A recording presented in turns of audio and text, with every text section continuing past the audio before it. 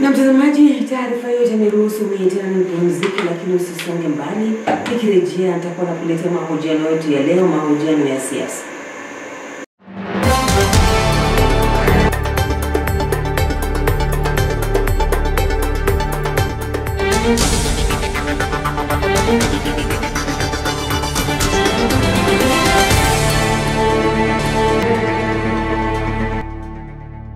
Karibu tena.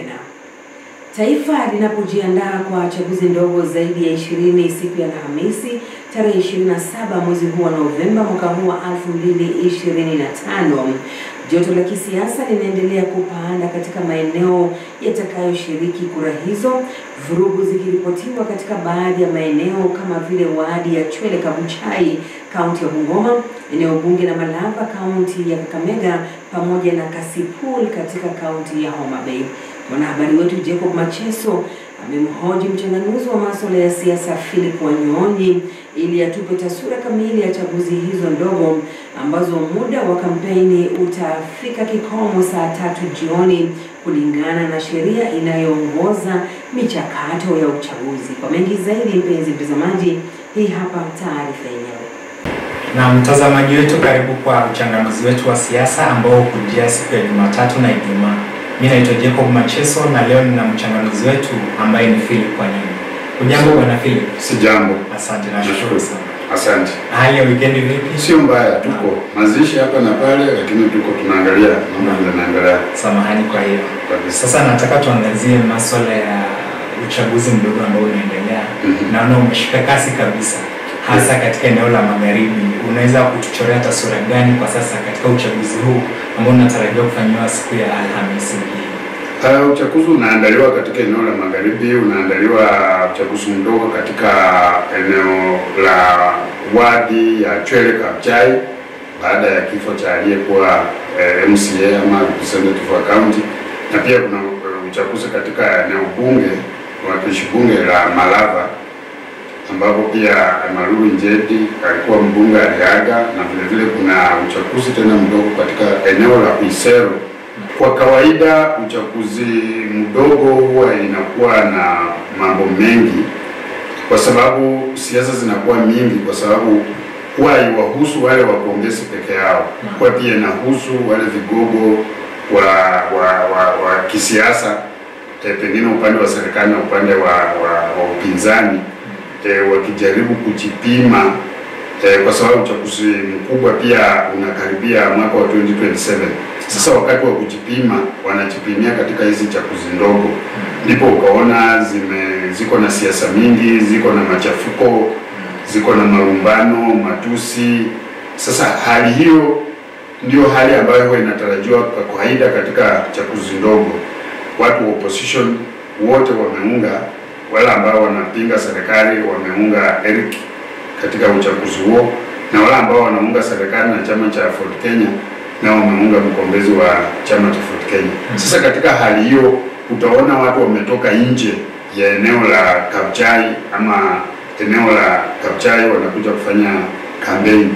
Tumeshuhudia gavana wa Trans Nzoia amekuja huko kufanya kampeni. Tumeshuhudia watu wengi kutoka sehemu mbalimbali ya nchi kuja kufanya kampeni sehemu hiyo. Eneo bunge la Malava wagombezi ni Indakwa wa chama cha UDA ambacho ndicho chama kinachoongoza taifa, kikiongozwa na kinara wake ambaye ni rais wa nchi William Ruto, na chama cha TIE pia ambaye mgombezi ni Seth Panyako ambaye pia ameungwa mkono na upinzani ambaye inajiita United Opposition. Sasa tumeshuhudia makabiliano makali ya kisiasa na kurushana vijembe na mambo ya fujo yamehimili sana katika chaguzi zote ndogo. Sehemu ya Isero pia tumekuwa na ile siasa kali, lakini haijakuwa kiwango kile ambacho inashuhudiwa katika eneo la Chwele Kabuchai na pengine upande wa Malava. Sasa katika hali hii yote ni kwa vile upinzani inapimana nguvu na upande wa serikali. Iwapo kiti cha Kabuchai kitaenda upande wa Ford Kenya then mbunge wa Kabuchai atakuwa hapo mashakani tukielekea kura za 2027.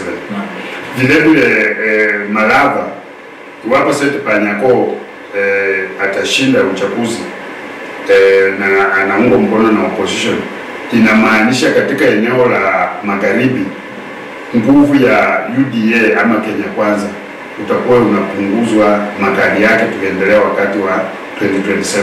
Sasa hiyo ndio imeleta mambo ya vurugu na siasa mingi. Utaona wakati ya kupiga kura Alhamisi kutakuwa na idadi ndogo sana ambao watakuwa wanajitokeza kupiga kura katika maeneo hayo yote, sio tu katika eneo la magharibi, lakini katika taifa mzima penye uchaguzi mdogo unaendeshwa. Ni nini kinaweza kuwa sababu ya watu kujitokeza wachache kupiga kura za? Kuna sababu karibu 2-3. Sababu ya kwanza ni kwa vile fujo imeshuhudia, hasa watu wanajiona hawataki kuwa karibu na mambo ya fujo, huenda ikawaandama baada ya kura zimeisha. Sasa yeye inawakopesha kujitokeza.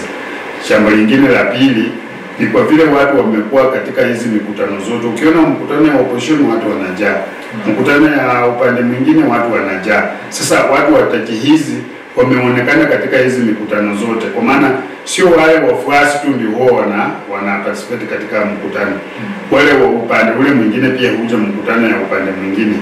Sasa wataona wameonekana pale, sasa ni heri wasionekane kwenye katika kupiga kura. Alafu sasa pia wataangalia interest yake. Wakati wa kampeni wanakuja kusikiza maneno, wanakuja kusikiza matusi, wanakuja kufurahia vile wanasiasa wanatupiana vijembe. Hilo ndio linawaleta katika mikutano, sio swala la uchaguzi ama yule ambaye anayekombea. Tena mambo ya chuki, mambo ya matusi, mambo ya siasa kali haitakuwa siku ya kupiga kura. Sasa wananchi wengi hujitokeza katika mikutano ya siasa, sio kwa sababu ati wamependa siasa, ni kwa sababu pengine wamependa matusi, wamependa maneno ya siasa, wamependa wale ambao wanaenda kuongea, nani aliongea, nani alikuwa, sijawahi sikia mtu fulani, leo wacha niende nione na atembea, sijawahi ona Eugene, wacha niende muone, sijawahi ona Wetangula, mambo kama hayo.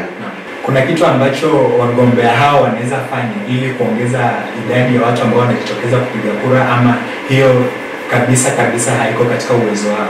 Hiyo katika wale ambao wanaogombea ni vigumu kwa wao wenyewe wataomba watu wajitokeze. Kila mtu atakuwa anaomba watu wajitokeze wapigie mrengo wake, lakini hawana likubwa ambayo nao lifanya. Ile ambayo inatakana kufanyika ni ile ambayo elimu ya umma, ile ambayo inaitwa civic education. Watu wajue kwamba kupiga kura ni jukumu na ni jukumu lao na ni maisha yao. Watu wakijua hivyo, watu watajua kujitokeza kwenda kupiga kura na kutofautisha siku ya kupiga kura na siku ya siasa, rali ya siasa. Na vurugu hizi ambazo umetaja kuwa sababu mojawapo ya kupunguza idadi ya watu wanaojitokeza kupiga kura, katika eneo bunge ama wadi ya Chwele Kabuchai imetajwa kuwa upande wa mheshimiwa mbunge Majimbo Kalasinga na mgombea wake Eric Wekesa huenda ulipanga vurugu hizo. Kwa mtazamo wako, unavyotazama hali ilivyo na hali ilivyotokea, inaweza kuwa hali ama ujumbe wa kuaminika kutoka kwa maafisa wa polisi kwamba hali hiyo ilipangwa na upande au mrengo wa George Natembeya, au unahisi ni kama walikuwa wanavamiwa? Katika siasa mambo hayo yote huwa yanafanyika. Kuna katika siasa kuna yule mtu anataka ile kitu tunaita sympathy. Sympathy kwa siasa ni nguzo ya kutumika. Sasa kuna uwezekano ya watu kujipangia machafuko, na pia kuna uwezekano ya machafuko hayo kufanywa na wengine dhidi ya wengine. Sasa ni swala lile ambalo polisi wanatakana kufanya uchunguzi na wakielezea wananchi kama hao wenyewe walipanga, kuonyesha walipanga vipi na ilifanyika vipi. Lakini tu kusema hatuwezi amini, kwa sababu mambo hayo mawili huwa yanafanyika kwa safari moja katika siasa. Yule anayelia sana anaweza sababisha hayo mambo ili alie watu wamuone huruma, na yule pia anayefanya anaweza fanya madhambi dhidi ya mwenzake ili wafanye watu wajitokeze kwenda kupiga kura na yeye wafuasi wake wajitokeze wapige kura. Mbinu zote hizo huwa zinatumika na wanasiasa, na wanasiasa wanaelewa zaidi hata kuliko maafisa wa polisi. Lakini polisi, jukumu la polisi ni kuweka amani, na wao polisi hata kama walijua mtu anaweza mwenyewe kujipiga ama kuleta machafuko, wao wana uwezo na nguvu ya kuzuia hayo machafuko kufanyika. Whether ni mkombezi wenyewe ndio wanafanya, ni kundi anatembea ndio limefanya, ama ni kundi lingine la Fort Kenya. Polisi wana uwezo ya kuzuia hayo machafuko, kwa maana wanatakana wapate intelligence information mapema na wazuie. Hata kama mimi mwenyewe nimepanga kujichapa, wanizuie nisichape. Hiyo ndio jukumu la polisi. Lakini kutuambia baada ya kama machafuko yamefanyika, hiyo tunaona uzembe wa upande ya walinda usalama, kwa maana jukumu lao ni kulinda usalama. Haijulikani usalama itatokea wapi, kazi yao ni kulinda usalama. Lakini mchanganuzi, swala hili la machafuko tumekuwa na mtindo au mazoea, kwa sababu ukiangalia hata mwaka wa 2007 kulitokea na vurugu na taifa likapata hasara kubwa kutokana na hiyo. Tumeona swala sawia katika mataifa mengine yakiwemo Rwanda. Kuna kitu ambacho kinaweza fanywa kukomesha visa kama hivi, ili kwamba tuwe na siasa za sera peke yake, ama hiyo ni ndoto ambayo haiwezi kutimika? Ni watu kufuata sheria ambazo ziko, kwa maana hakuna mahali sheria imesema tufanye machafuko ama tutupe matusi. Sheria inatupea nafasi kama wakombezi ama watu ambao tunashiriki katika siasa na wananchi kuuza sera, na wananchi pia tungekuwa tunatarajia watu watuuzie sera, sio matusi, tungekuwa tena tuko na amani. Lakini sisi wananchi pia tukaenda tukashapikia yule ambaye anatusi, akitusi tunashapikia. Sasa unaposhapikia na mwanasiasa naye anaendana na hiyo matusi, kitu ya kwanza ni sisi wananchi wenyewe tunatarajia nini kutoka kwa viongozi ama wanasiasa? Iwapo tunatarajia matusi, yule atusi mwingine, basi hakuna njia ya kuepuka machafuko. Itakuwa ni ndoto kusema kwamba hatutakuwa machafuko wakati wa election ama baada ya election. Sasa iwapo utapigia kura mtu ambaye anatusi mwingine, usitarajie amani mahali popote, na shida ikitokea ni wewe mwananchi ndio utakayeumia. Iwapo ni njaa, ni wewe ndio utakayeumia. Iwapo ni kukosa matibabu ama huduma ya hospitali, ni wewe, kwa maana hawa viongozi hawaendi hospitali zile sisi tunaenda. Hawa watoto hao hawaendi shule zile sisi watoto wetu wanaenda. Wao wanakutana wakubwa kwa wakubwa huko kivyao. Na hii tume ya uchaguzi na mipaka IEBC, kuna majukumu ambayo inafaa ifanye ili kuepusha visa kama hivi. Unapata kama Chwele Kabuchai inaripotiwa mtu kuaga na mwingine kujeruhiwa. Je, kisa kama hicho kinatosha kwa tume ya uchaguzi kumzuia mtu au mgombea fulani kuhusika katika uchaguzi? Tume ya uchaguzi imeweka sheria za uchaguzi, na katika hizo sheria za uchaguzi mimi nimeziangalia zote. Katika hizo sheria imetoa mpangilio ya kufanya kampeni, ya kugombea, kujitokeza na kufanya kampeni na kuuza sera. Na kila mgombezi alipeleka orodha ama utaratibu ule ambaye atafanyama kampeni yake. Amepeleka masaa zenye atakuwa sehemu fulani, ameeleza na akasaini, akasema siku fulani masaa fulani nitakuwa na mkutano Mhwea. Yule mwingine naye pia akasema siku hiyo hiyo na hiyo masaa atakuwa na mkutano na Londo. Yaani wametoa hizo vitu zote kulingana na sheria. Sasa wakati mmefaili IEBC na tume ya IEBC itafuata ile mpangilio mlipeleka. Iwapo wewe ulienda katika mkutano ikashikana na mkutano ya mtu mwingine, ikaenda kinyume na yale ambayo ulikuwa umepanga, IEBC ina uwezo na jukumu ya kuenforce sheria zake na kutoa hukumu ama kudisqualify yule ambaye wanaona alikuwa ameenda kinyume. Lakini kwa yale ambayo yalikuwa yanafanyika ni kwamba Kabuchai, kuna wale ambao wamekuja kwa kampeni ambao sio wagombezi, wametoka katika sehemu zingine za nchi, wametoka sehemu zingine. Sasa wakikuja katika ile, hawajui utaratibu ambao ulikuwa umewekwa na yule mkombezi. Sasa wao wakaenda mkutano na wakakutana na mkutano mmoja, wale watu wafuasi wengine tofauti pamoja, afu wakaanza kupigana. Lakini iwapo IEBC itajua ya kwamba wewe ulitoka, wafuasi wako walitoka sehemu hii, wakaenda kufuruka mkutano wa halali ambao mkombezi mwingine alikuwa ameweka sehemu fulani, then IEBC kupitia kwa sheria yake inaweza kudisqualify candidate wako ama candidate wa chama chako. Sasa jambo ambalo limefanyika kwa hizi by election ni watu kutoka nje, kwa maana wakitoka nje wakikuja kugombea kufanya kampeni hawajui.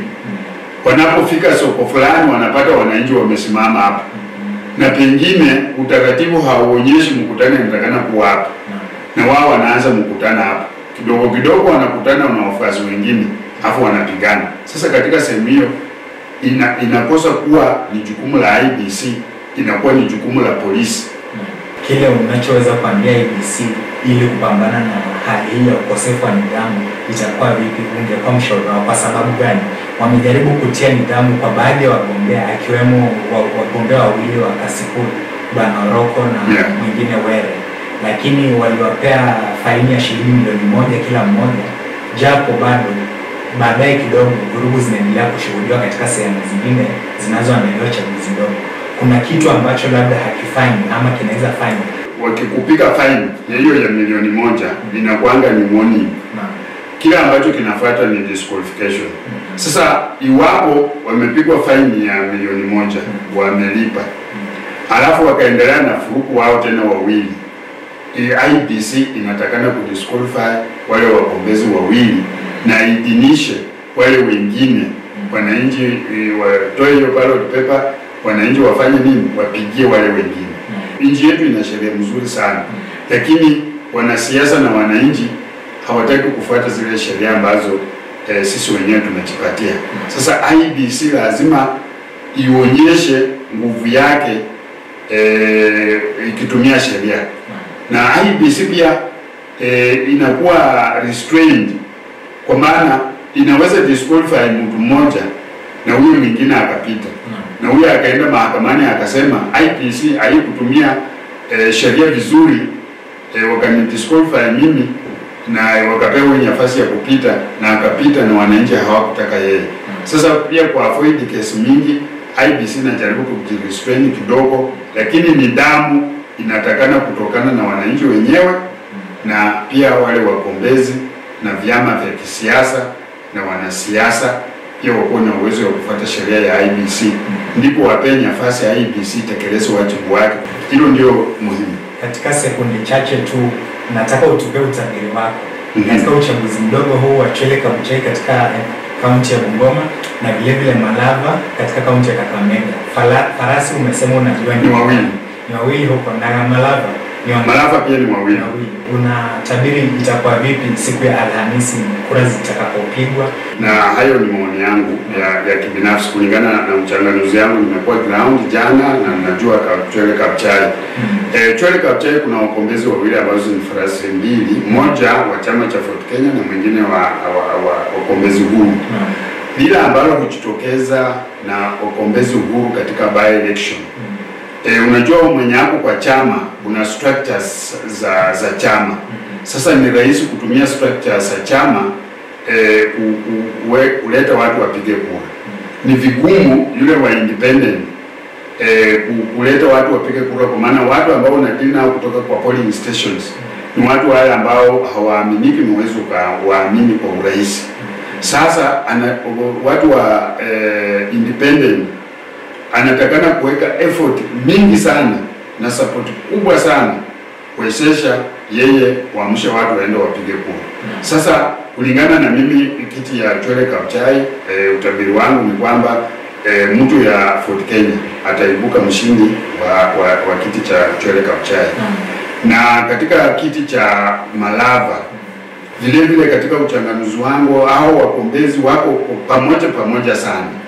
Lakini yule ambaye ninaona kulingana na historia ya constituency ama eneo bunge la Malava, unajua historia ndio hudetermine yaliyo mbele. Naam. Kulingana na historia na wakazi wa Malava, tangu hiyo constituency yaanzishwe, wamekuwa wakiegemea upande wa serikali, na ni dhahiri kwamba hilo litajirudia lenyewe. Na vile vile watu wa upinzani vile wamekuwa wanafanya kampeni zao, zimekuwa ni kampeni mzito, na watu wa Malava wanapenda Seth Panyako sana, na hata kama UDA ndiye atapita, hatapitia Seth Panyako kwa umbali, itakuwa ni kura za karibu. Endapo utabiri huo utakamilika ama utatimika, ndio utakuwa ni mwisho wa George Natembeya na siasa zake za tawe katika eneo la magharibi, au kuna vile ataweza bado kujitia nguvu na kuendeleza? Hapana, unajua sasa lazima ujue Natembeya anamfanyia nani kazi. Natembeya ataendelea na hizo siasa, na hizo ndio wako ako na nani. Katika mtazamo wangu siwezi sema moja kwa moja, but lile ambalo ninajua wazi ni kwamba lazima anamfanyia mtu, kwa maana unajua yeye ni gavana, na ukiangalia gavana huwezi kuwa ati amekuwa kwa nafasi ile ya kupata pesa mingi za kufanya siasa. Sasa kuna yule ambaye anapigania, pengine anasaidia Uhuru Kenyatta, na huwezi jua ni nani. Hata wale ambao wanaongea wengi wao unaweza pata ni wa William Ruto, lakini wanaamka wakitusu William Ruto, so utafikiria pengine kuna mahali wanaenda. Kwa hivyo Natembeya hatakuwa katika hali yake ya kuwa na mwisho. Hakuna uchaguzi mdogo. Hakuna. Baada ya uchaguzi mdogo Natembeya ataendelea, kwa maana Natembeya amefocus kwa 2027. Lakini sio ati yeye anataka kuwa president wa Kenya, kwa maana hana uwezo. Naam, tutafika hapo mchanganuzi. Nashukuru sana kwa muda wako. Asante sana. Nimekuwa wako Jacob Macheso, nimekuwa na mchanganuzi Philip Wanyoni. Imekuwa ni siasa za magharibi. Tukutane tena wakati mwingine. Asante.